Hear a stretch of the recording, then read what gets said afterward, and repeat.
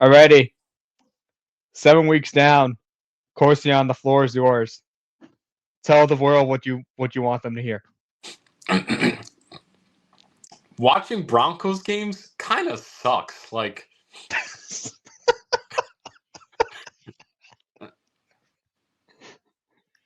Go on.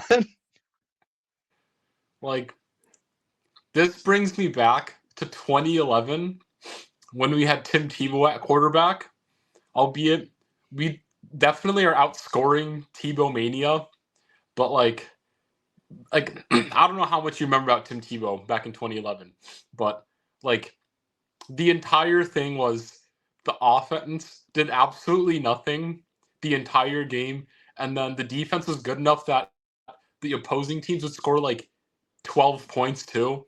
And so then the last drive of the game, Tim Tebow would magically drive down the field and score a touchdown or do some crazy shenanigans to get the lead for the Broncos. And like I that's would the know. gist of I'm a Bears fan, man. I've seen it. I've seen it. that's the gist of Tebow mania, right?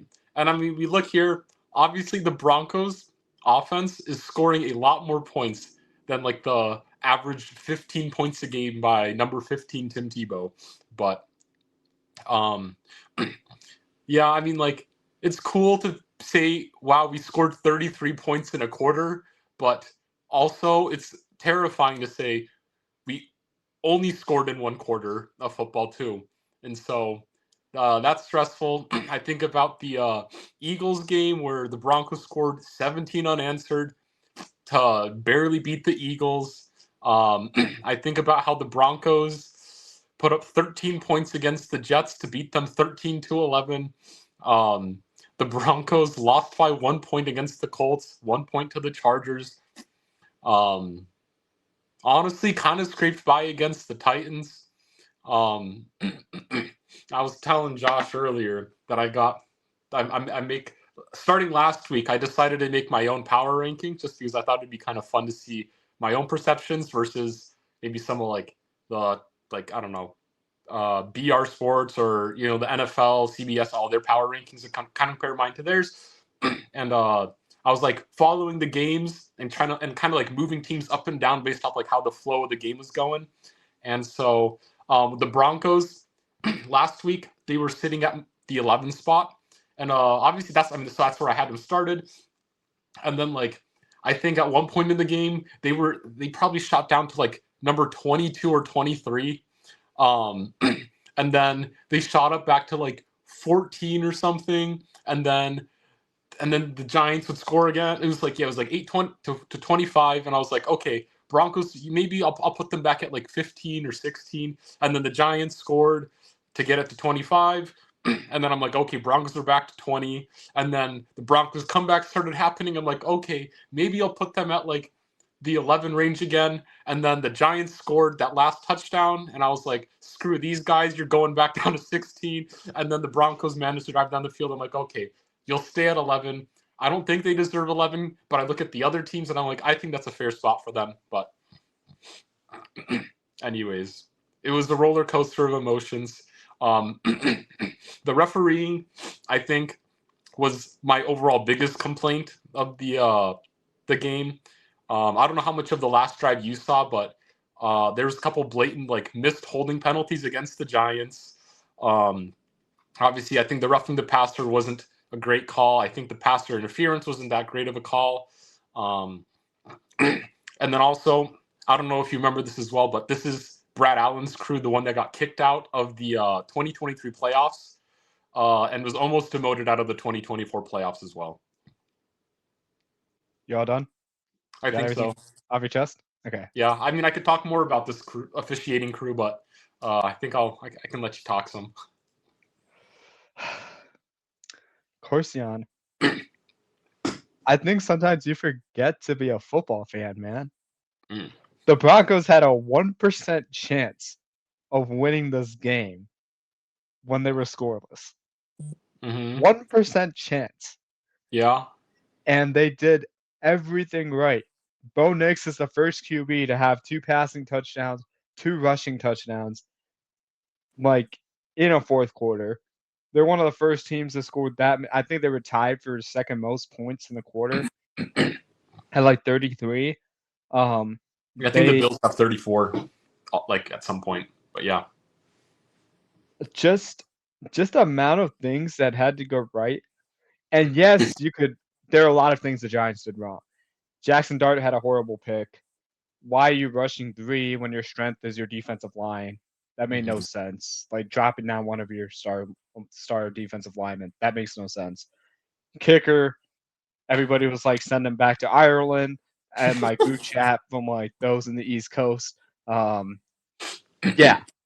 Yeah, the Giants defense lost this game for sure. As did the kicker.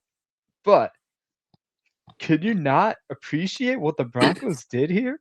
It was utterly ridiculous Oh, what it's they were able insane. to do. Like in one quarter, just seemingly right the shit. And Mhm.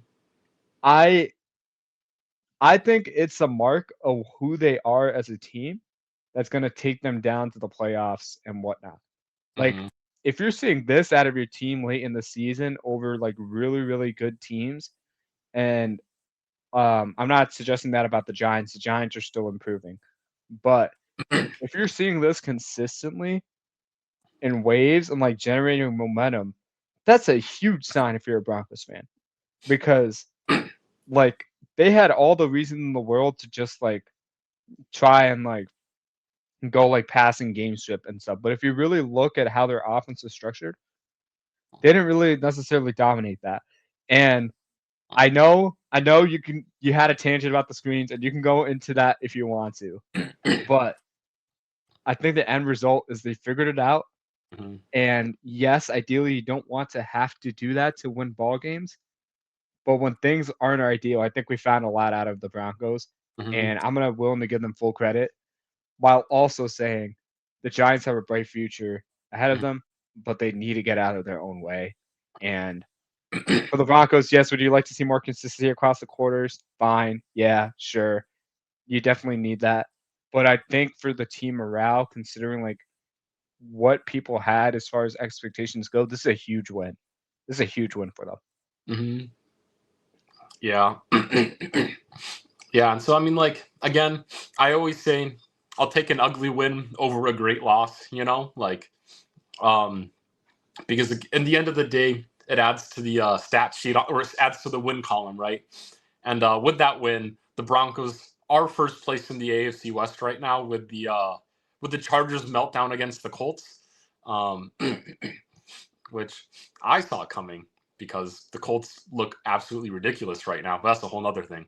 Um, but yeah, and then I was texting Josh a lot too, and about how like Bo Nix, I think more than your average quarterback, is very reliant on just like being able to find his rhythm. Where I think there's a lot of quarterbacks that just right out the gate can just get into that groove pretty quick, and they just kind of keep that momentum the rest of the game. You look at like Josh Allen, uh, Patrick Mahomes. I think namely are like two guys that I feel like right out the gate, they're pretty scary. I'd even say Jared Goff is a quarterback. You can argue the whole skill level overall, but I think he's a quarterback that can start off hot out of the gate. I think Bo Nix, even Baker Mayfield are guys that uh, depend a little bit more on finding that groove and that rhythm within the passing game. And so you even see with like the Buccaneers, obviously they lost, but it tends to be that I feel like the Buccaneers' success has mostly come at least in the second half of games, where you've seen like the Buccaneers, like 2 or 3 of their wins this season have been on like game-winning Baker Mayfield drives.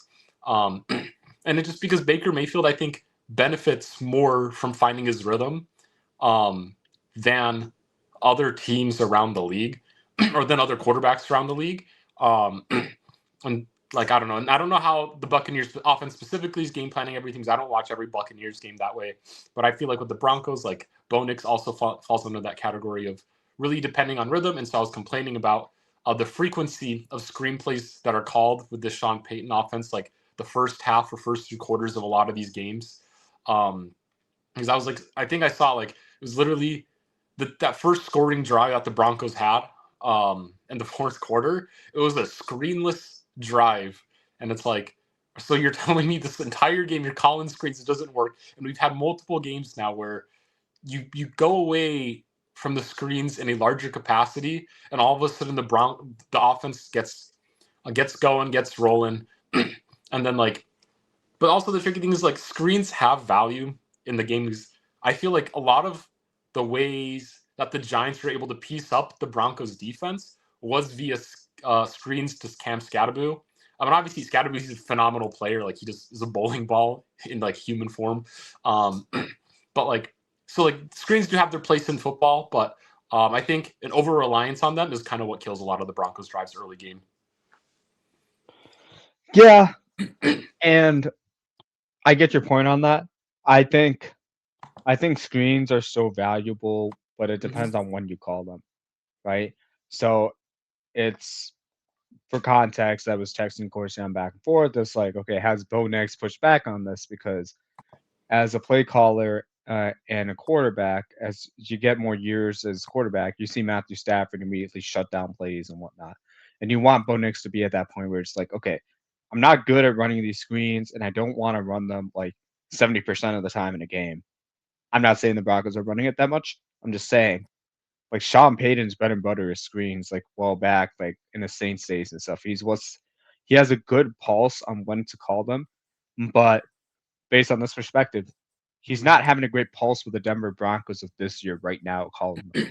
And it's a matter of like, okay, you have to go a little bit away from your strengths as a play caller, but you need to consider the team first. Like, what do they do well and whatnot? And hopefully, this game is a springboard for that, where it's like, how do we score so many points in the fourth quarter? Oh, maybe it's because we called less screens and stuff like that. But you also want to get to a point where you don't want to never call them again because you have a great offensive line, right? Mm-hmm. And you want to lean on them in the run game and the play action. Yeah, 100%.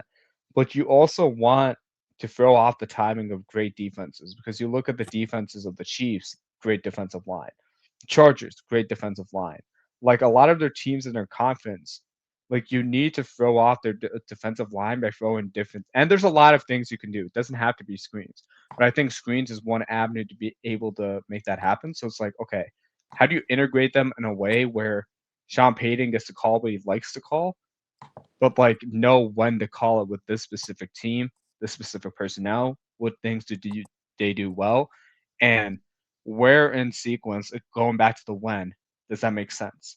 Right? You don't want to do where it's like run, screen, play action, or run, screen, like, oh no, it's third and long. Now we got to drop back and pass because you don't want Bo Nix to do that 50 times a game. We saw what that did to Baker Mayfield last night. So it's more of a matter of like, okay, how do we get the most value out of these screens versus just doing them for the sake of doing it and having to resort to like a full quarter like that, where it's like really hard to ask Bo Nix to do that from game to game to game, right? Mm-hmm. So that's my take on it.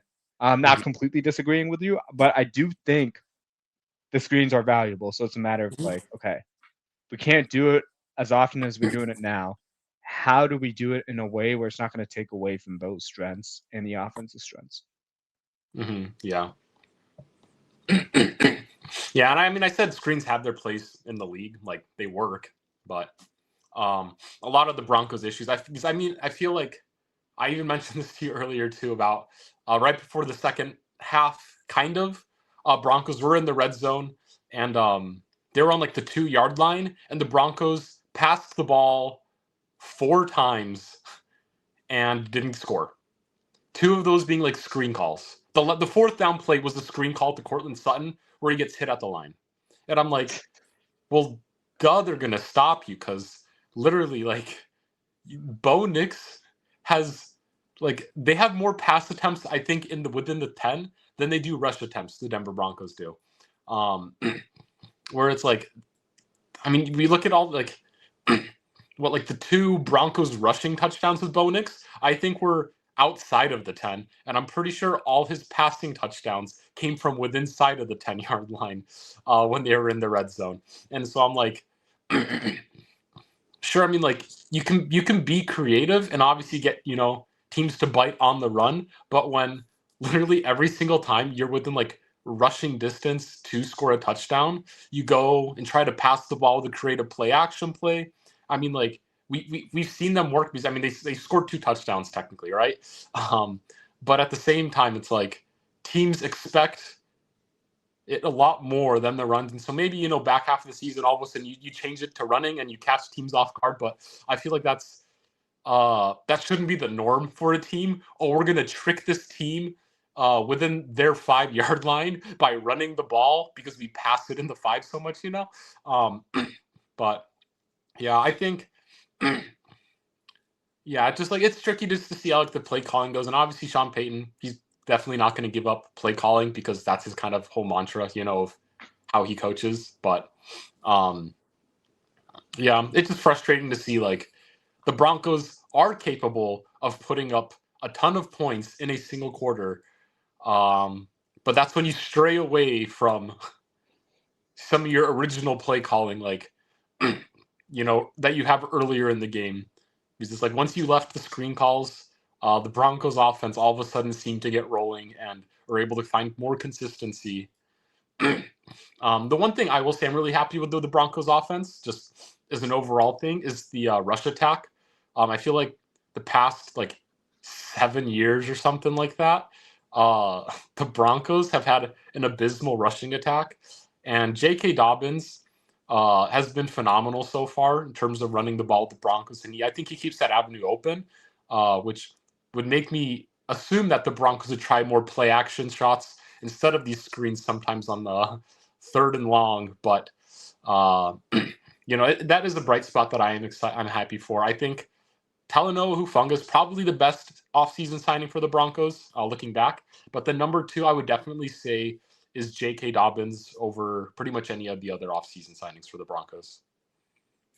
Yeah, I mean, I don't know where he stands amongst the rushing leaders. He's number 7 with 523. Mm-hmm. So definitely not bad to have after 7 weeks. And Mm-hmm. yeah, I mean, you saw McGlinchey on the pin and pull for a Bo Nix. Little spoiler alert, I'll have the film reaction of that and like what they can do well. And you mentioned at some point about the play action. And even if you're not an effective running team, play action is going to work anyway because the frequency and the commitment to the run and depending on down and distance, you're going to get linebackers to bite. And that's all you need to open up like passing windows and whatnot. And I feel like if the Broncos lean into that, especially with a strong running attack, they can get a lot more explosives out of what they're intending rather than trying to do it with screen passes of like to try and generate easy completions because sometimes those easy completions can be found in the intermediate part of the field Mm-hmm. because you have a great rushing attack. So it's Mm-hmm. like, how do they look themselves in the mirror and like, okay, what do we actually do well? We're 11th in offensive efficiency, like in the league right now. So it's Mm-hmm. like, okay, we're really good at getting points, but like if you look at Bo Nix's EPA, it's not great compared to like the top quarterbacks in the league. And it's like, Mm-hmm. okay, how do we get like more explosive so we can add more points and not Yeah. have to rely on 33 points in a quarter. So I think it just comes down to offensive philosophy. But um, one tangent that I I just like really appreciated because you were talking about Tim Tebow and that last pass he threw against the Steelers was to Demarius Thomas for a game-winning Mm-hmm. touchdown. I'll Yeah. always remember that moment. That was like a crazy Uh, moment watching the playoffs. They did it for DT. Unfortunately, passed away mm-hmm. at 33. But um, maybe it's for a reason that they scored all those points in the fourth quarter. But Yeah. all kidding aside, Yeah. for like props to Demarius Thomas for being in the Ring of Honor. Mm-hmm. 724 receptions, nine, 9,700, 9,763 yards, 63 touchdowns, five-time Pro Bowl. Can't even talk. Five-time Pro Bowler, Mm-hmm. two-time All-Pro, 2 Super Bowl appearances, and 1 Super Bowl ring to show for it. So completely did it because of DT and heck of a career. Mm-hmm. So yeah, maybe it was meant to be for the Broncos that they had to win Mm-hmm. this way. Yeah, but also I won because so they had a lot of the Super Bowl 50 team members there today or that day on Sunday. And honestly, through those first 3 quarters, I'd like to see the thoughts of everybody part of that Super Bowl 50 team on their thoughts on how the Broncos are playing, basically until they scored. And I think the craziest part of like the entire game, more than the 33 points in that whole final quarter, was the Broncos were down 25-8 with like 5.5 minutes left in the game. I think that's like the 25 points in 5 minutes is insane. Scoring, but like I the game had me feeling weak, bro. Like Man, but did you see some of the quotes that Sean Payton and Russell Wilson were throwing against each other? It was kind of yeah. crazy. Yeah, I know Russell Wilson was upset with like one of his quotes of like Sean Payton hoping that Russell Wilson would be the quarterback against them today or something, and Russell was upset. Jeez. Alrighty. Yeah, he said something about bounty hunting. That's okay. Alrighty. Just quick thoughts on the Bears before we jump into the film. Really happy with their progress. Rushing attack is looking insane. Manung guy is definitely becoming a bigger part of this offense. But at the same time, I don't I had my thoughts on DeAndre Swift going to the season, obviously, but I think the way they've leveraged his strengths have been really, really good. And to his credit, Swift has been a really refined runner too. And I think the big things I've saw out of the offensive line opening up creases was huge. You definitely see a lot of Ben Johnson's effect on the offense where you're seeing this crazy pre-snap motion into the runs and of scheming up plays, and it didn't look. I still don't like the fact that we're hitting double-digit penalties in most of our games. That is not. We got to clean that up because we almost let back-to-back Olave touchdowns cause the Saints to be back in it, and that was stressful as a Bears fan. Again, they make you stress the entire game. I'm sure you experienced that as a Broncos fan last weekend, but I'm looking at this and I'm like, they're doing well. They're getting 4 straight wins. Obviously, this is the best that you could hope for this team and a new coach, new regime, kind of with Ben Johnson coming in. Yeah. But defense is going insane. They overtook the Jaguars with the most amount of turnovers. Right? And wow, I did not see that coming. Would I like to see a better D line? Yes, but I'm happy with what I'm seeing. Sean Wright drives me crazy sometimes because he'll make all these turnovers, but then he'll just commit random penalties and give up explosive plays. So you take what you get with him, I guess. But overall, really happy as a Bears fan. I'm hoping they can do this against Baltimore, but this just happens to be the week that Lamar comes back. So for all we know, we could be facing a classic Detroit Lions blowout from the Baltimore Ravens, where the Ravens beat the Lions by 24 or something like that when the Lions were just starting to make a name for themselves. So I wouldn't be surprised that scenario happened, but I'm hoping for a really competitive game. I think the Bears have been the only team to exceed 24 points in every game this season. So I expect that to continue. Yeah. Yeah, Bears look good.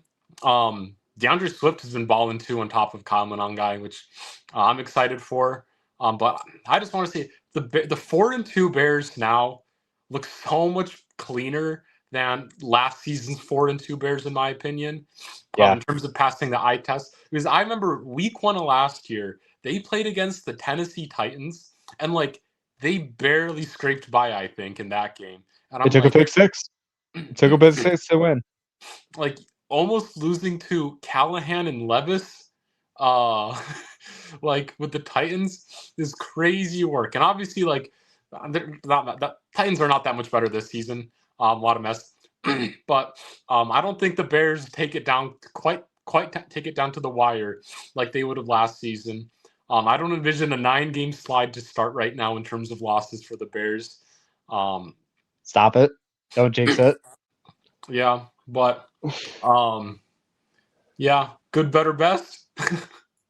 Dude, I need to hang that on a banner somewhere at work. That's I love seeing that out of Ben Johnson. He just looks like this completely stoic person on the sideline who's half the time annoyed when a bad play happens, and he comes out an entire expression on the face. And I would love this from a head coach, by the way, when you're able to be calm in the midst of everything. Like that's Mhm. exactly what you want. And then you just see this entirely different, like psychotic animal come out, like doing the locker room celebrations, and I'm here for it. Mhm. So Ben, Yeah. keep doing your thing, man. I as a person who wanted Rabel because I knew what he would bring out of the leadership ability and overall like culture of the team. You proved me wrong. You're a complete culture builder right now, and this is my main question. Like, can he be a culture builder? Mhm. And I knew we had a sure thing in Rabel, but like to see this out of Ben Johnson, I think Mhm. super exciting. So, sky's the limit for this team. I'm hoping they reach 9-8 at minimum. I think they can do it with the way they're headed. Mhm. But we shall see. Yeah, I for sure think the Bears will be in the playoff race. And it just they're in such a tough division Tough that conference, man. Did you see Seattle, yeah, like dude, 49ers and the Rams right now too? Like, it's it's insane. ridiculous.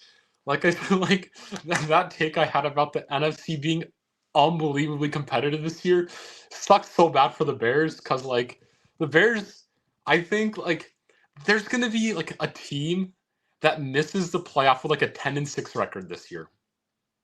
Like Maybe, man. Maybe. But I think if they're 10-6 and they miss the playoffs, honestly, I would take that. Will that suck? Like, will I emotionally be like disappointed and depressed? Yes, but I think I think you're looking at the long term vision here, mhm, and I think they're going to be in great hands here. Whereas yeah. like teams like the Packers and like the Lions, they're under much more pressure to like go deep into the playoffs. Mhm, Much more pressure because the Packers got a 2-year window to do it with the Micah Parsons trade for it to be mhm, worth it, and the Lions have this window being closed if they're not able to do it, right. and looking like they could. It's their conference to lose. I know they lost to Green Bay, but man, like I thought it was the Buccaneers. I thought it was the Lions one week, like Seattle the next. Like you don't know with this conference, so it Mhm, looks pretty strong. Rams too. I wouldn't count them out either. mhm. Yeah. Uh, let's get like every week just seeing like the updated records obviously after all the games are played and kind of seeing their placements in the playoff picture is just really exciting to see. I it's probably every year that I'm really excited looking at the playoff picture, but like it feels we're just about to enter the halfway mark of the season and like it just feels like it's almost anybody's game still in the NFC.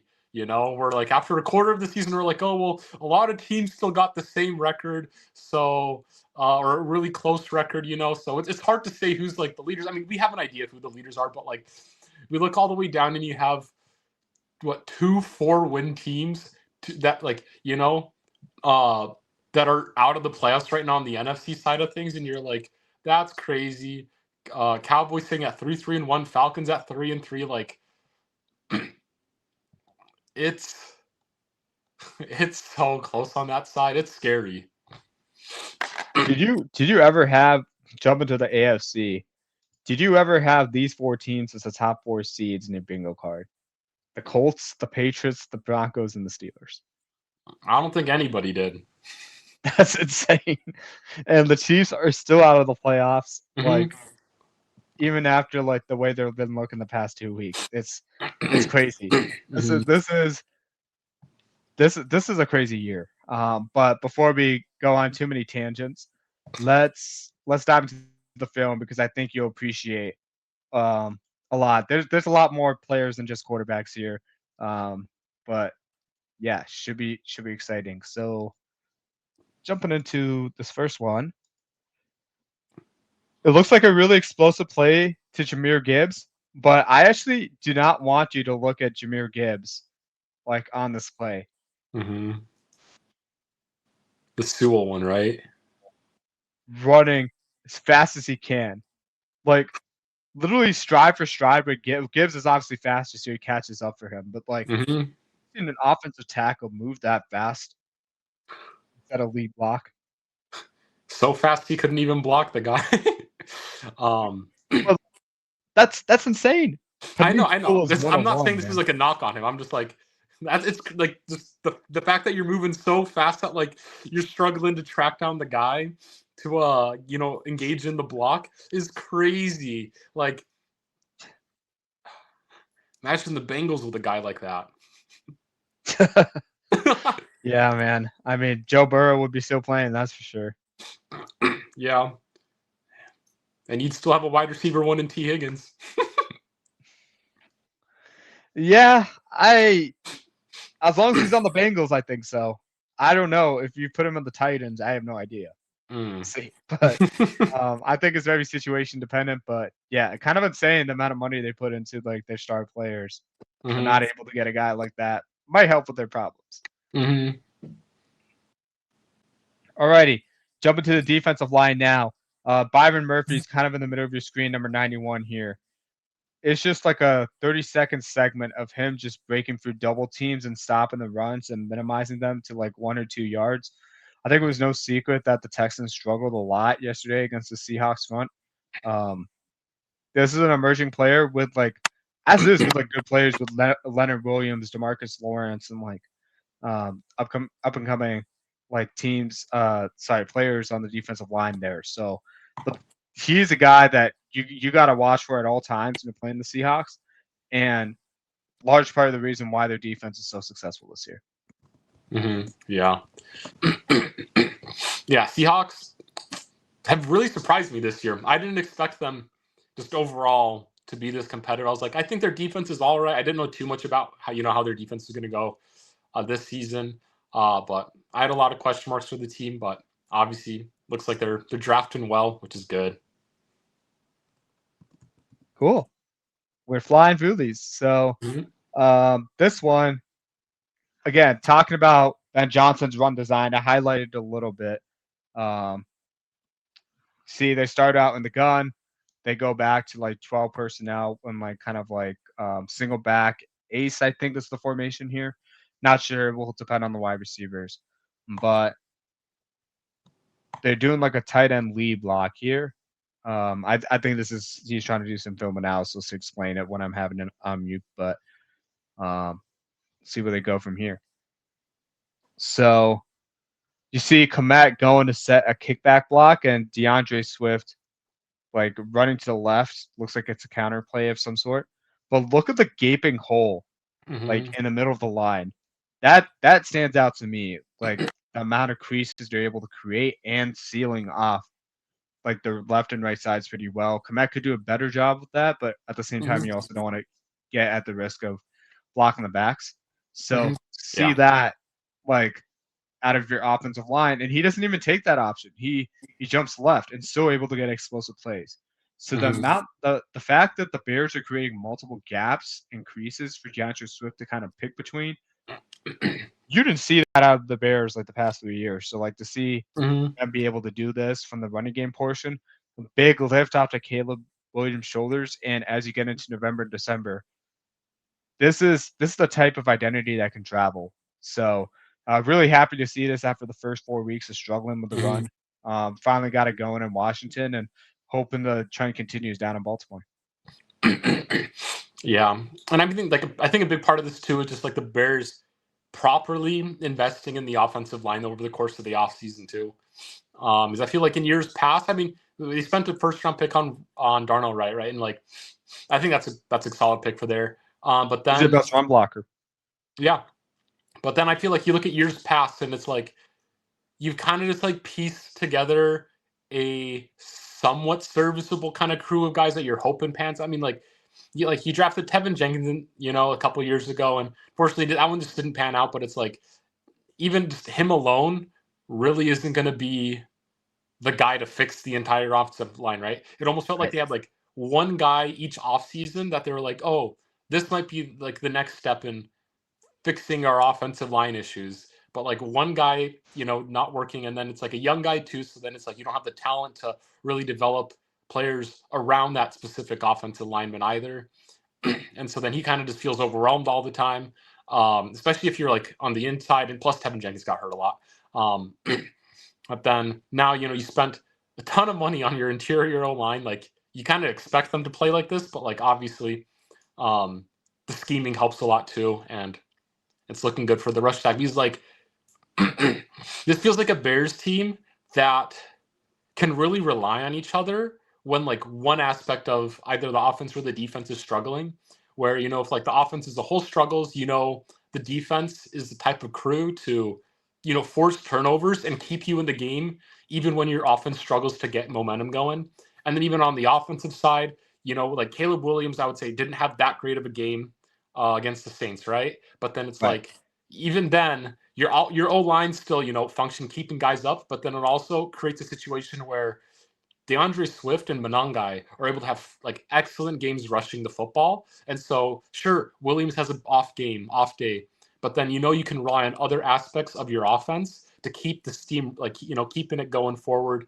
And then let's say I expect there will be games where Swift and Monangai and a couple of the rushing attack kind of struggles, but then it's like at that point I have faith that the pass attack can hone it in maybe during that game, and it feels like the most complete team really that the Bears have had in quite some time. Yeah, and exactly. And that kind of scenario happened the first 4 weeks where like Roma Dunze was just popping off. Mm-hmm. If you remember, like he was having a lot of yards and touchdowns. Mm-hmm. And now like he doesn't have to have that for this offense to function the way he is. Mm-hmm. And you see Luthenberger getting more involved. You see Colson Loveland slowly getting more integrated into the offense. And I think the big thing is this running game is going to open up a lot because now you can dictate tempo, pace, down to down sequencing when you have a functional running game like that. We're like early in the year, like false starts and like holding calls were like kind of setting yourselves back where you couldn't get into those scripts and you couldn't get into a rhythm like as a play caller and as an offense like getting to that system. So it's great to see everybody in unison and like having the scheme match the execution. That's exactly what you want as a Bears fan. And yeah, we're really excited about what potential there is like to have the run game married with the pass finally. Mm-hmm. Yeah. Alrighty, this is your weekly Drake May post. Bad defense, bad Titans defense, totally. Um, can't make anything out of this. Obviously, satire. I think this was really good coverage actually, and kind of the placement. I think it's the digs is just insane, and like I've seen segments where it's like, oh, is Drake May having a top 5 kind of year this year? And you can make the argument from like week to week, he's playing like a top 5 quarterback. Mm-hmm. But I don't think anybody, like we mentioned the top 4 teams in the AFC, I don't think anybody in particular had the Patriots playing like this, like Mm-hmm. past 7 weeks. So that's just something again to highlight. Drake May is having a heck of a season and is kind of going under the radar, but Mm-hmm. um, it shouldn't. Not on this podcast. I think he's having a fantastic year, and at season's end, we'll be talking about him as a top 10 quarterback. Yeah. Yeah, it reminds me of my take a couple weeks ago that Drake May and Josh Allen will have their own little rivalry because that's how good Drake May is. He's currently budget Josh Allen. But yeah, no, Drake May is really good at football. Like I said, nobody really expected this offense to be rolling out this hard. Like I feel like part of me was like the Patriots feel like in a slightly further ahead version of like the Titans offense is what I would probably say at the start of the season, where it'll be really good quarterback play held back by a kind of a ragtag team of wide receivers. Turns out the Patriots offensive line is pretty solid here. Ramondre Stevenson is Ramondre Stevenson. But then it's like, I mean, on the Titans, you have Tony Pollard, who I wouldn't say is that great of a running back, but he's decent enough. You got Ty Spears back on the Titans, and so I've you're given like, up oh, with him as a lead back, by the way. and so it's like there like some aspects I think of both offenses were like somewhat comparable. But yeah, Patriots look good. I mean, I had them slated 9-11 wins, so I'm feeling confident that they could potentially supersede that.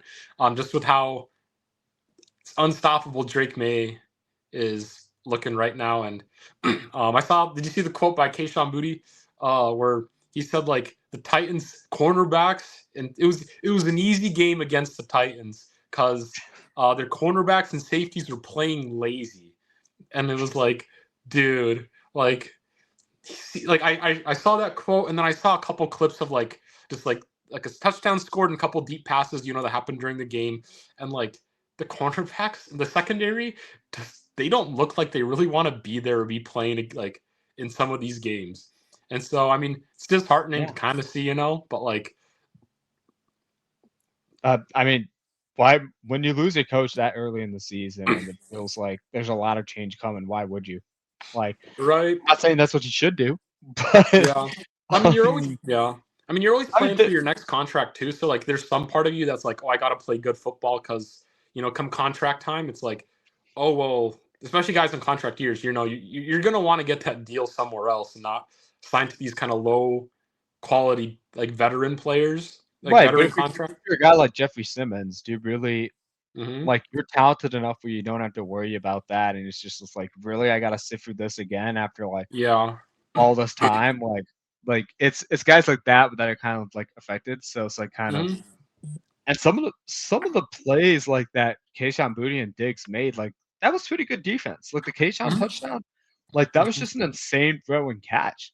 Like I Yeah. think you had sent it to me, and I was like, man, like it's not much more you can do as a Titans defender on that. That's just like a Yeah. crazy, crazy play. And they had a lead starting into this game, but Mm-hmm. eventually, like if you don't have a systematic approach or a great culture, like that wears on you like over the game where you might not have the stamina or mental toughness to keep up. So Yeah. But yeah, things looking bright. Can't believe it took the Patriots only like what 5 years maybe to seemingly figure out their quarterback situation after losing their quarterback. Like, the empire rises again, man. It right? was never Like, dead. and you look at these other teams around the league who like just can't get a quarterback, like namely the Browns, right? Where it's like, I mean, or the organization and development obviously has issues or whatever that hurts quarterback development and overall success there. But like the fact that like we looked at the Patriots, I think like especially like the last like year or two, we'd be like, oh, the Patriots, they're just gonna kind of be bottom feeders for the next couple years while they try to figure things out. No, it's like literally they went through a first round quarterback contract with Mac Jones and they're like, yeah, he's not our guy. Let's draft Drake May. They draft him and they're like, oh, okay, looks like we got a guy. And you're like, you're joking? I mean, maybe if the Titans had a guy like Mike Rabel, they would have a good QB development like in their Yeah, program. maybe so. But yeah, honestly, it's kind of crazy how like everything is like Mm-hmm. just playing out the way it is in New England. Mm-hmm. Um, feel bad for Buffalo because they had a chance to capitalize. But again, I wouldn't doubt if they hit 12 wins. It helps when you have the Dolphins and the Jets in your own division to, Yeah. to get 4 free wins. So, yeah, great. You know who else is great? Yours truly, Bo Nix. Let's rewind Mm-hmm. this. I want you to see the play design on this. Like pulling the guard out. Like he already had one rushing touchdown before this happened, but like to call that like in under 2 minutes took balls of steel and Mm-hmm. uh, I mean the Cortland Sutton with a great block. Like this is like Yeah. great block throughout the entire Mm-hmm. offense. Yeah. Uh, You see how again, far away from the goal line they ran that football from, though? I mean 18 yards is not bad, you know. Yeah. So Obviously, it is a great play. I was just poking fun at the fact that why can't the Broncos try to run the ball within the 5 yard line instead of 20 yards out, basically? But yeah, no, the blocking on this just throughout was really good. Probably the one thing I commend the Broncos for, I guess, is just like team run blocking ability. Because like even when the Broncos sucked at rushing the ball last season, like I always felt like I could say, sure, the rush attack sucks, but it's like the receivers and tight end are relatively holding out well in terms of like overall run blocking ability. And I mean, I think it's just some of that culture, of just like the Broncos have in terms of the receiver room too. It's like, hey, they're not afraid, to get physical in terms of blocking. on some of these run plays here, and so that's always good to see. I mean, like last season, you had Lil Jordan Humphrey, who like kind of sucked as a receiver. He has like one crazy catch like every 3 weeks, but then it was like, oh well, we have him because he's a good blocker, which is cool. But if your defining trait is you're a good blocker, yikes. But yeah, overall, good play here from the blocking from Denver. Makes me happy. But also, I remember I was going to say, because we're talking about like, even if your rush attack sucks, you said like the play action will work. But man, did the Broncos rush attack suck so bad last year. Like we talked about this like a couple months ago, probably at this point. But like the Broncos' best rusher objectively was Jaleel McLaughlin last season, right? I feel like I can confidently say overall he was probably the best rusher on the Broncos in terms of efficiency. Right now, he is running back 4 on this team. Like, Yeah. I mean, Dobbins is having a heck of a year. RJ Harvey, there's always a lot of promise with him and stuff. And yeah, I mean, Tyler when you Baday's have Bo wider is Nix running the running way back he 3. is, like you might be running back 5, man. Yeah, and then what the running back, like the other running back, Audric Estime, got cut from the Eagles practice squad, I think, earlier last week. And so I'm like, was that really? I mean, honestly, I'm super happy for Javonte Williams. He's playing like a dog now. Wish that would have happened last season with the Broncos. So could have spent like that second round pick somewhere else. But I'm happy for Javonte. But I mean, like last season, Javonte still wasn't looking super hot. And so again, I'm just happy that the Broncos are able to efficiently run the football this year, even if it isn't without Javonte. I'm just happy for that Javonte's getting some love now. Yeah, no, it's kind of crazy, like kind of the trifecta between Javonte Williams, Rico Dowdle, and like Cowboys, Panthers, and Broncos. Like what's going on with all the change there? All 3 teams having great rushing attacks going into it. But that's it for all the observations from Week 7. Going on 45 minutes with the podcast, but yeah, it's time for some fun, time for some overreactions. Corstian, what you got on the docket? Jaguars won the season with a losing record, and the Commanders will also be missing the playoffs this year. I don't doubt it. I don't doubt it. It's like Jaguars did not look great. Like they looked very inconsistent, and I would be nervous if I were them. Like, and obviously, the Commanders won a little bit less because we don't know the severity of Jaden Daniels' like hamstring injury, like whatever he injured, like against the Cowboys. So I see that, but even before that, like it seemed like their defense has a lot of issues, and for some reason, missing 2 of their wide receivers has dampened their entire offensive attack, despite a Bill doing pretty well for the rushing attack. So, yeah, I could see that happening. Yeah, I wouldn't say this is like a Jaden Daniels issue, you know, in terms of them missing the playoffs. A lot of injuries. I think it was definitely a case, I think, of overperforming a little bit last season. But like it showed that they have a good like fundamental core on the team. So like I wouldn't be surprised to see them rebound maybe next season and be like a legitimate playoff contender next year. But just this season, even with a healthy Daniels rest of year, I just feel like there's just a lot of inconsistency overall. Like we haven't seen quite the crazy games from Terry McLaurin that we did last season. I think a part of that was just missing so much training camp time just due to the whole contract disputes. I'm always a big fan of trying to sign your guys early and, you know, to have them for camp because obviously I think, again, McLaurin not being at camp has probably negatively affected this team. Deebo Samuel's been a pleasant surprise for them, but again, he's been hurt a little bit, so there's a lot of things going on there. But yeah, so that's my first take is Jaguars losing record this year, and Commanders will probably miss the playoffs. Okay. I mean, it's not that much of an overreaction, but I think it was like at the time that like the injury happened, but Jamar Chase is going to lead the NFL in receiving at the end of the year.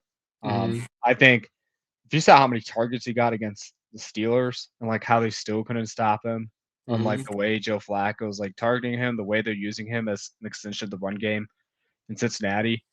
Like the Bengals are going to be in these positive situations, like as you hit like their division games, and like I don't know who they're facing this week. Oh, they're facing the Jets. So I mean, he's going to go off against the Jets, man, and like there's a lot of great receivers. Like Puka was doing well before he got hurt. Like Mhm. JSN, it's going crazy. Puka going crazy, but Chase is 1-on-1, and there's a reason why I continue to say he was the best receiver in the NFL, Mhm. like years ago. Years ago, even though you were like, you should have put Justin Jefferson at top, but I was like, just believe in the talent, man. But Mhm. all joking aside, Justin Jefferson is also 1-on-1. He's kind of in a weird situation right now, with Carson Wentz and JJ McCarthy, and like who is going to be the quarterback week to week to week. And McCarthy still has to come back from injury fully healthy, but Chase has proven like it's not necessarily Burrow related, and I I think at this point the offense runs through him, and it helps to have T Higgins on the other side Mhm. to kind of damper whatever double teams come your way. Yeah, honestly, I can imagine a world out there where the Bengals are the number or win first place in their division over the Steelers. There's a world out there. I think probability is still low, but I can imagine the Bengals, if Joe Flacco is able to stay healthy and start the rest of the season, could in fact uh, lead the Bengals to first place in this division with how the rest of the division's playing right now. Obviously, Steelers are 4-2 still, or 4-3. I don't. What's the yeah 4-2. So they're still first place in the division by like a game and a half, I think. Because they're just one game less than the Bengals here, but um, yeah, I mean, I feel like it feels similar to how Joe Flacco played with the Browns not earlier this season, but like 2 years ago. When he went on that crazy little Linsanity run at the end of the season. Uh, and so I like he's old, but like he knows how to hyper target, playmakers and get the ball to his superstars.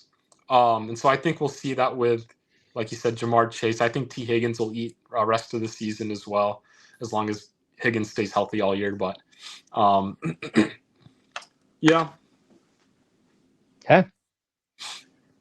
okay. Um, Next take is not like starting next season, but by the end of next season, Jackson Dart will be considered a top 10 quarterback in the league.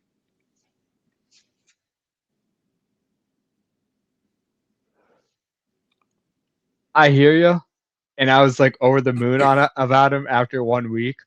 But now that we're seeing more film on him, I think 25 plus yards. I want to see him grow a bit, especially with placement and whatnot.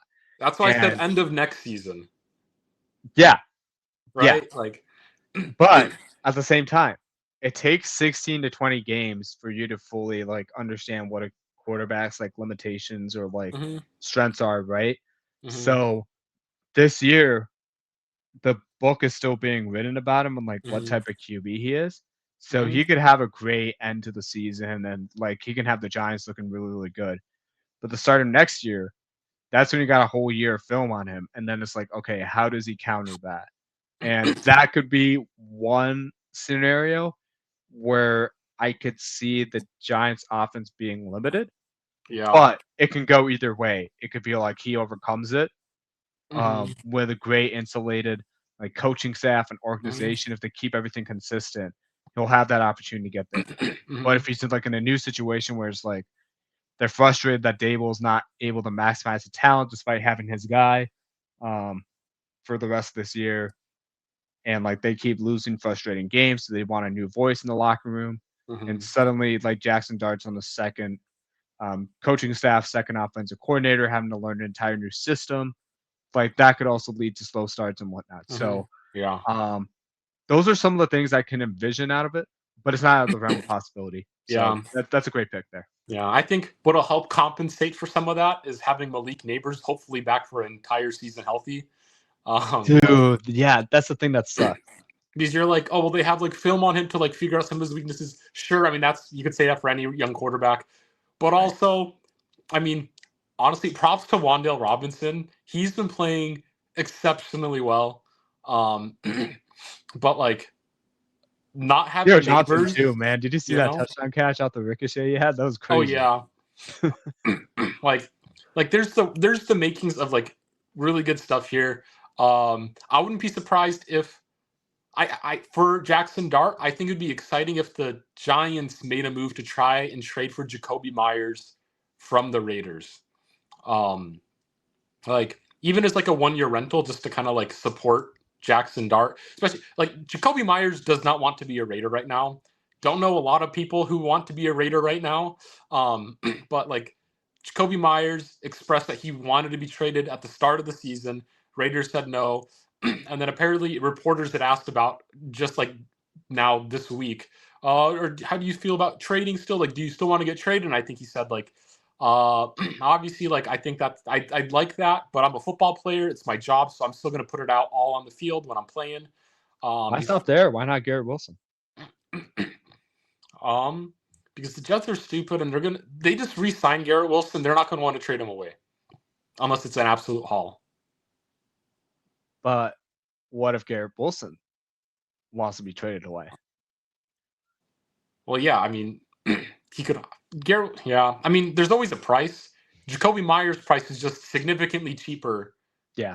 than Garrett Wilson, especially in like my thoughts on this too is like sure Garrett Wilson would be a phenomenal addition, I think, for Jackson Dart, but then you go into next season and now you have Malik Neighbors and Wilson, phenomenal duo, but then it comes time to all the contracts that you have to pay down the road, and all of a sudden are you in a Bengals situation where you pay three guys a bunch of money and you can't afford the No, rest of them? because you got two guys on rookie contracts you want to build your future with. Yeah, but I mean, look, I mean, Jackson Dart that's in this game. isn't this what the Bengals did that with? They had Joe Burrow on his rookie contract. They had Jamar Chase on his rookie contract. I mean, they had these guys on cheap deals. T. Higgins wasn't like re-signed to this monster deal, you know. I mean, like And they made a obviously, Super Bowl appearance out of it. It's not mhm. like they did nothing with it. Yeah. I mean, yeah, but we saw the deficiencies in their game there. They couldn't keep their superstar running back in Joe Mixon. Um, you know, and it's like on top of that, I mean, you have a lot of rookie contracts. Your team sucks at developing guys, so you can't even keep any of your veterans, you know. But I mean, you're paying Brian Burns, I'm assuming, a hefty amount of money. You know, by the time these contracts are ending, Abdul Carter's going to need a monster contract. Dexter Lawrence Yep. is good. You're expecting better, you know, like what Paulson Adebo, I think he's hurt right now, I think, but you know, I mean, they're similar to the Packers, similar to the Bengals. If you trade for a guy like Garrett Wilson, that's a lot of money versus you get a guy like Jacoby Myers, who is a 1,000-yard type of receiver. I think especially benefits extra for being a wide receiver too in the system.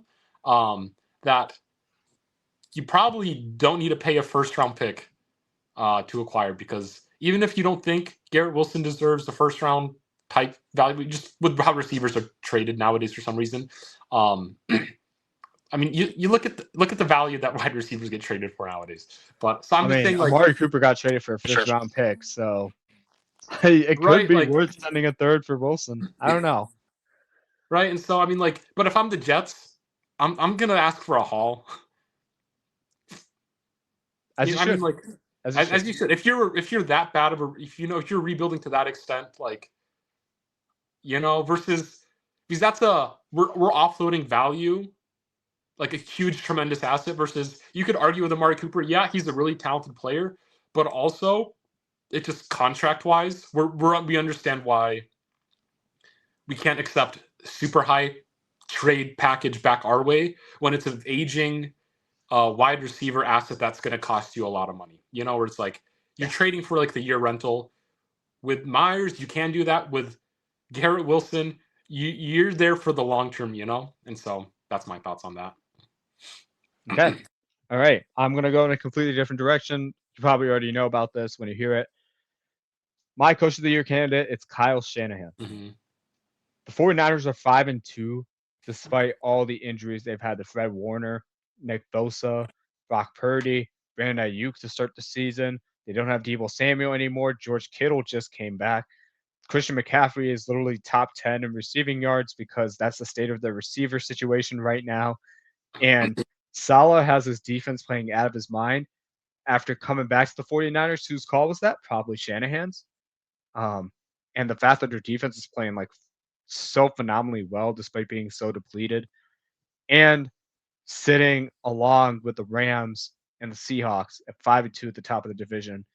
If you told me the 49ers situation was that, like at the start of the year, I would have told you no way in heck they're catching up with the Rams at the very least, or Mhm. being at the top of the conference with like other teams like the Lions and the Eagles and the Buccaneers. Mhm. I did not have that on my bingo card, and total credit to Kyle Shanahan for how he's guided this team. And you're getting Brock Purdy back soon. Some Mhm. stability there. Brandon Ayuk at some point this season. Mhm. And this is the best case scenario you could have asked for out of your team. Yeah.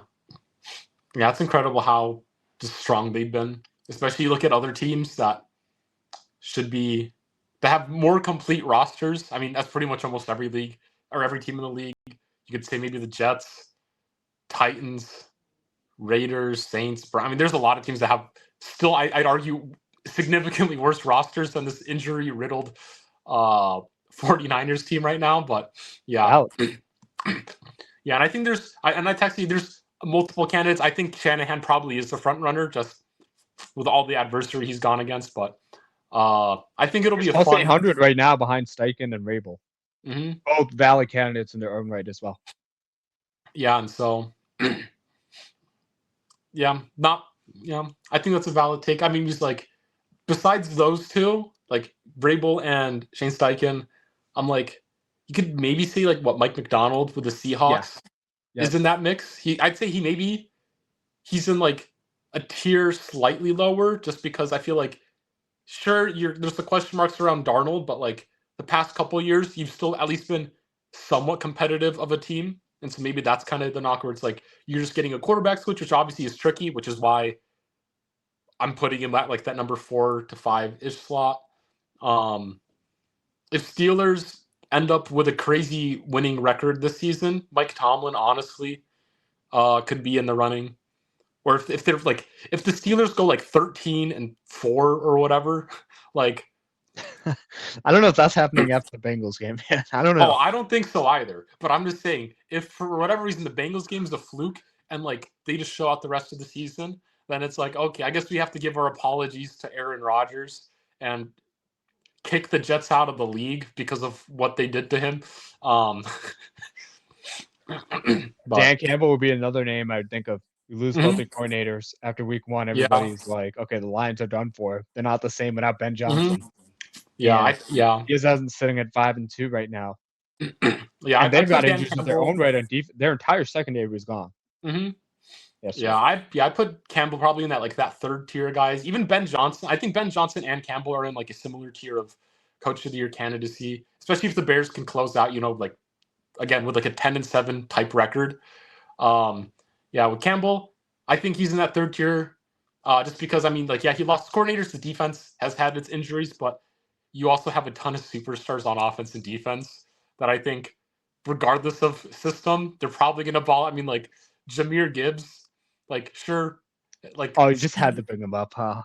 Gibbs is phenomenal. Amon-Ra St. Brown, an absolute dog. I mean, you have Penei Sewell, who I'd say is one of the best, if not the absolute best, offensive tackle in the league right now. On defense, sure, you're missing a bunch of your secondary. Jack Campbell looks like a dog. Aiden Hutchinson's going to be, just a game wrecker regardless. Aiden Hutchinson is better than last year.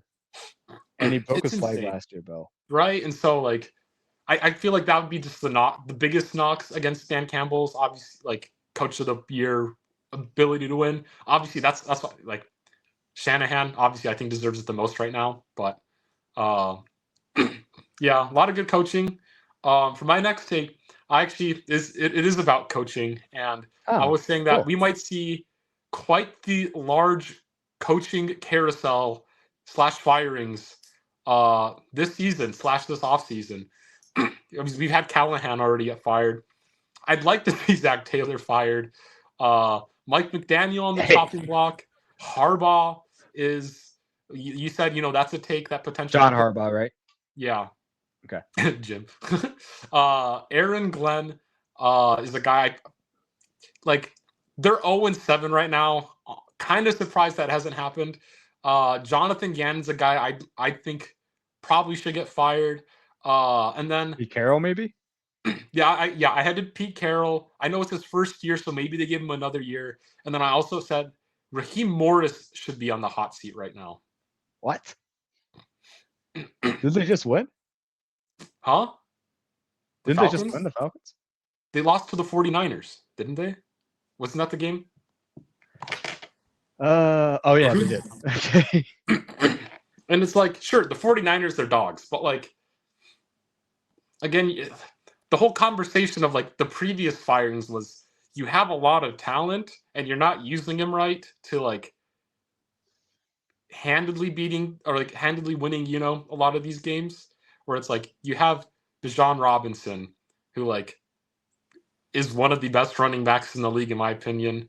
Kyle Pitts and his magical resurgence. I mean, does his resurgence matter if you're probably going to miss the playoffs? You have Drake London, who's like, again, I think he's around that like 10-ish range in terms of like 10 to 15 range on like wide receiver rankings.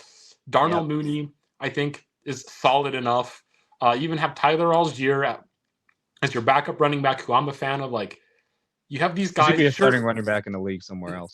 Yeah, like your defense sure has its issues or whatnot, but like even I'm even a fan of Penix, but like with the caliber of guys you have on offense, and I know Raheem Morris isn't like the offense guru guy or anything like that, but you have these guys on offense, and like you can't put your guys into a situation where you're quite as competitive as I look at pretty much every other rookie or second year quarterback that's actually playing football right now.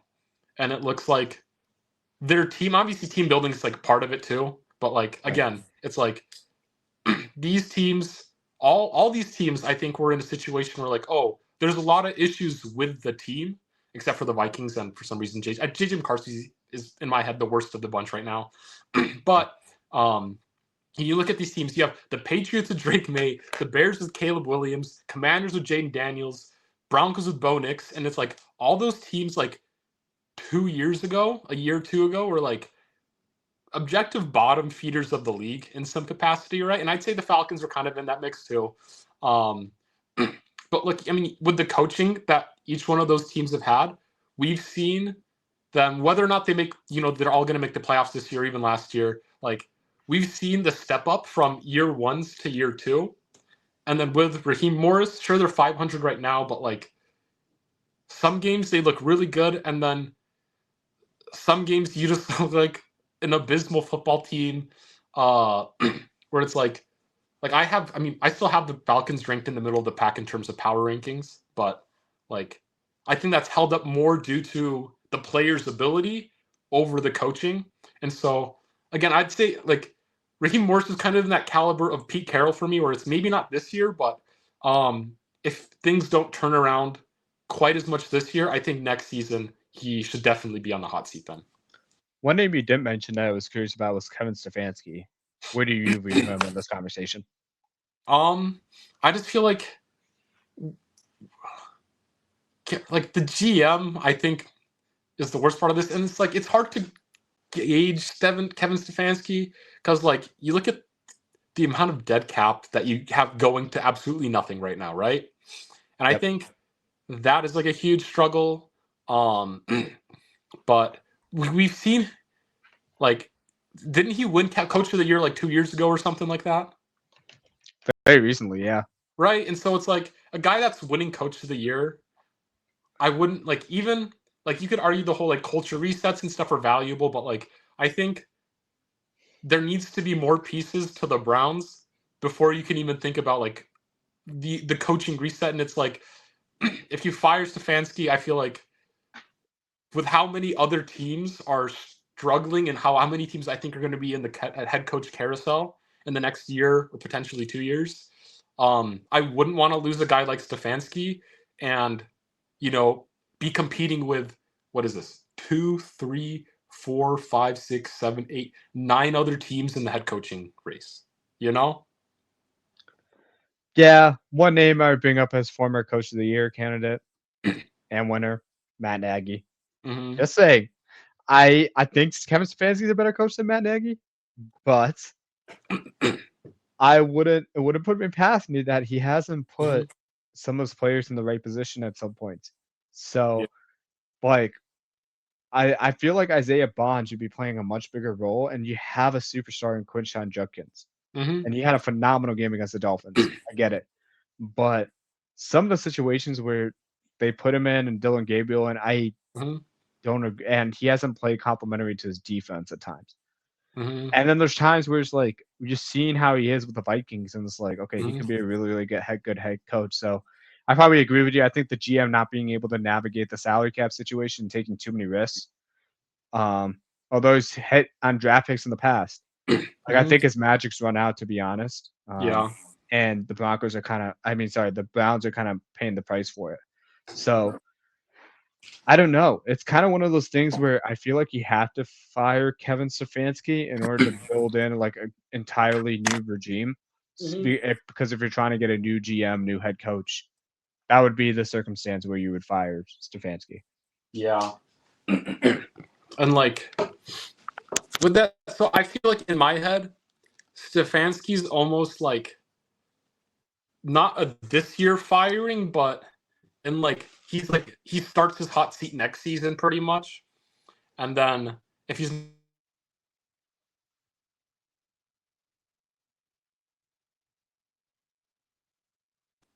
I give him like this year to I don't know. I mean, he's like I just feel like this year's such a wash for the Browns, where it's like obviously like you want to be competitive, but like you're out there you're rolling out with Dylan Gabriel and Shadur Sanders. You know, I mean like they could be good, but I don't have too much faith in that quarterback room overall. You're also paying 8 quarterbacks contracts this year, which is a ridiculous number to me. And like, so I think that really comes down to GM. I mean, it genuinely is the GM, right? Like, you can't have 8 quarterbacks on your payroll, and like, Fair enough.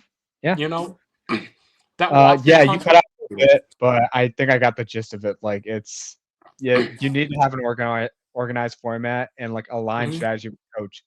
So it's like the last my fear with the Browns is they're gonna pick a new GM, but he's not completely aligned with Stefanski's vision, Hmm. and Yeah, they're and so I gonna think stick yeah. with it. So it's like that's the fear you run, and if you want to completely avoid that, I would just start over. Not Yeah.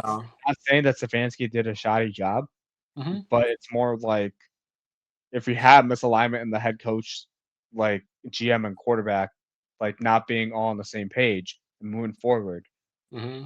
and then it makes it very difficult to try and like Hmm. build progress within the team and get them to a winning culture. Yeah, because I'd say like Stefanski might be like in terms of like what a GM may want. Stefanski, I think, is up there in terms of like assets of a team that you might like. Because obviously, like Miles Garrett, phenomenal asset.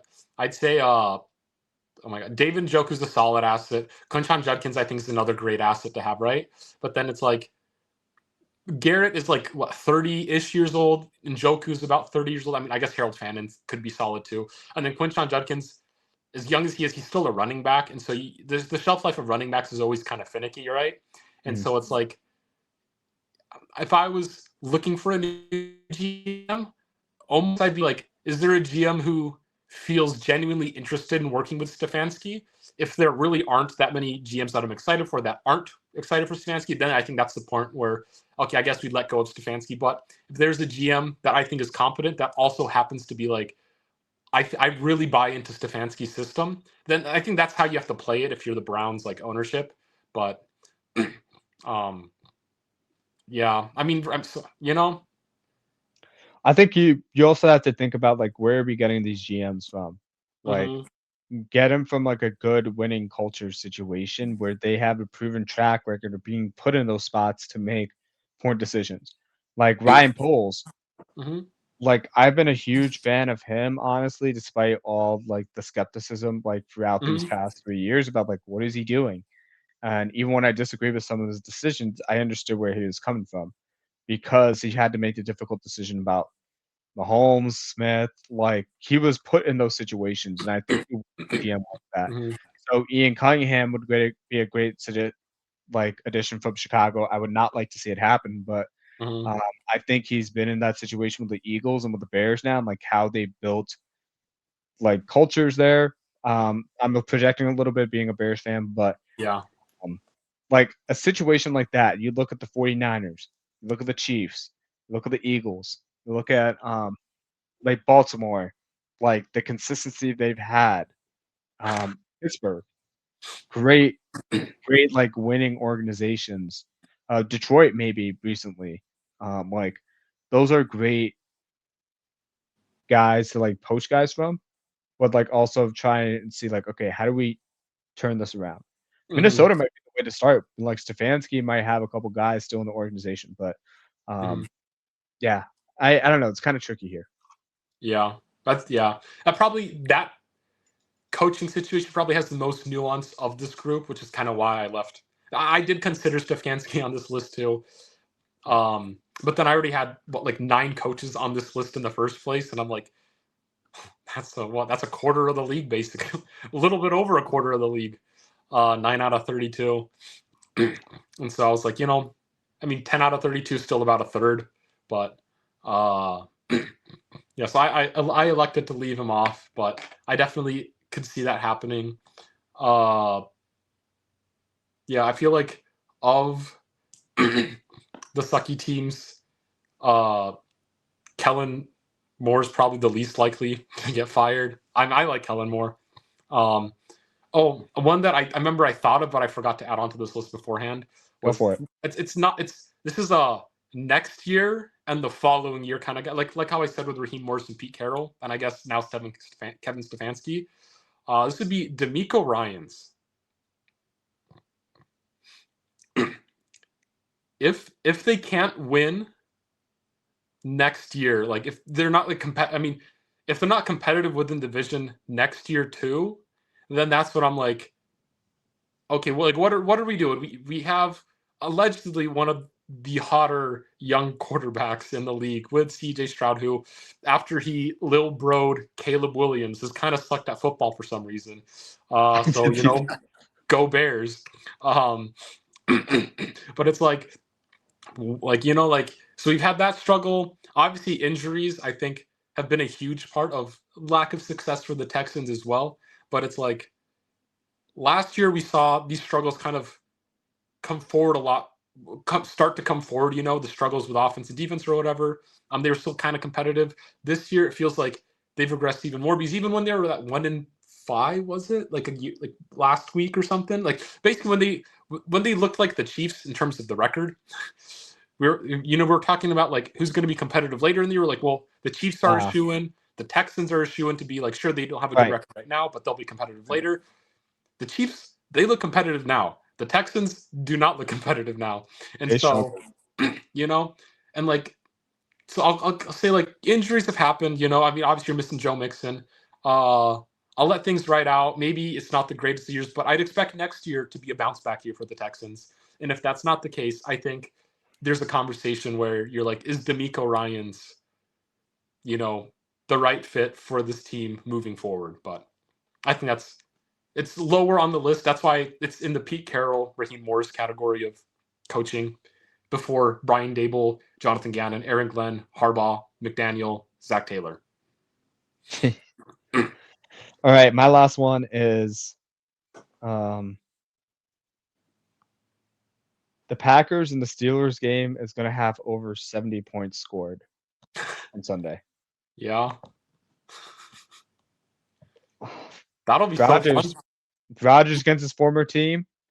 Green Bay's offense, you know how it is. Like when you see a Pat Fryermuth going off, like and lately, oh man, one I was thinking of is like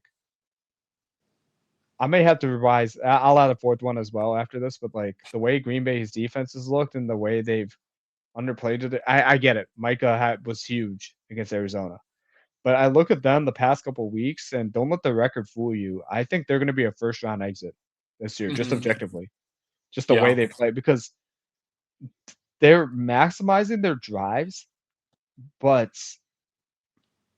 I feel like if they played with a faster pace, there'd be a lot more of a dominant team, and sometimes they play under to their competition. Mm-hmm. Their play style doesn't like, because typically with a great defense like that, you wanna give them as much opportunities to create turnovers and havoc and get the ball back to your offense, but their offense doesn't play that fast of a pace.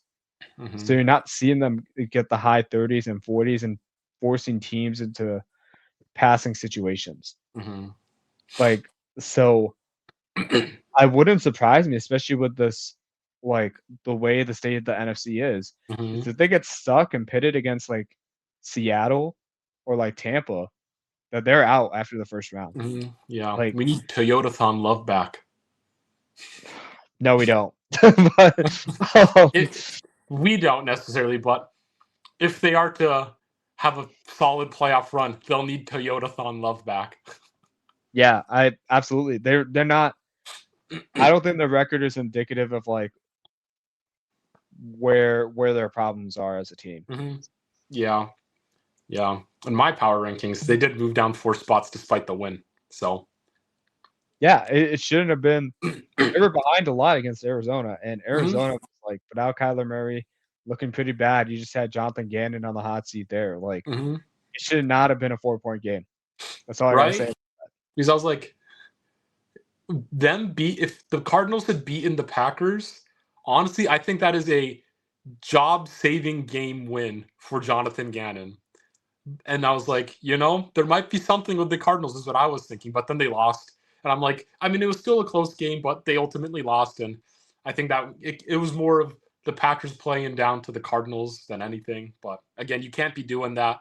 Um, but yeah, no, I see that uh, with the Packers potential, like if they're playing the way they are, kind of reminds me of my Eagles take earlier in the season too, of like if Eagles keep playing the way they do, they'll also be first round exits. Obviously Jalen Hurts balled out more so. I think Saquon Barkley needs to get something going, but yeah. Yeah, it's a perfect opportunity this weekend. Um, I know we're gone on 80 minutes, so I will close this out by saying who are you picking to win Thursday night when the Minnesota Vikings Thank you. face off against the LA Chargers? I think I have to give that to the Chargers, despite the Chargers slide right now, like 3 games in a row that they've lost. Um, like like I could see this potential. Like it's either the Chargers are going to blow out the Vikings, right? Or in a win. Like if a blowout happens, it's probably going to be in the Chargers' favor. But more likely than not, it'll be a really close game because I still think that the Vikings have a solid defense that can keep them competitive, especially just with how I guess mellow.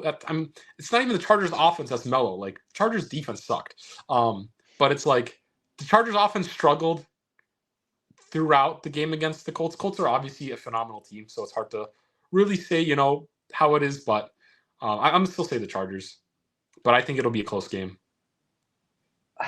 I'm gonna say the Chargers here. I think when I'm looking at their injury report, they're missing a lot of guys. Like there's no question about it.